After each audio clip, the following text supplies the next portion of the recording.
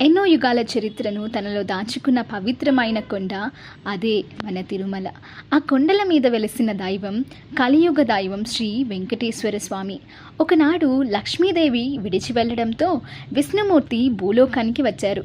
ఆయన పేరు ఇక్కడ శ్రీనివాసుడు. అడవుల్లో తపస్సు చేస్తూ భక్తుల కోసం ఎదురు చూస్తూ జీవించాడు. ఆ సమయంలో పద్మావతీదేవి జన్మించింది. వారి వివాహం దేవలోకంలోనే కాదు, భూలోకంలో కూడా అద్భుతంగా జరిగింది. ఆ వివాహానికి కుబేరుని వద్ద శ్రీనివాసుడు అప్పు తీసుకున్నాడు.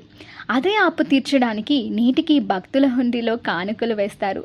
కలియుగంలో భక్తులను కాపాడేందుకు స్వామి కొండపైన నిలిచిపోయాడు. ఎవరైనా హృదయంతో కోరుకుంటే స్వామి తప్పక అనుగ్రహిస్తాడు. అందుకే కోట్లాది మంది భక్తులు తిరుమల కొండకు వెళతారు. అక్కడ అడుగు పెట్టగానే మనసుకు ఏదో తెలియని శాంతి లభిస్తుంది. కలియుగాంతం వరకు భక్తుల రక్షణకు నిలిచే దైవమే తిరుమల తిరుపతి దేవుడు శ్రీ వెంకటేశ్వర స్వామి.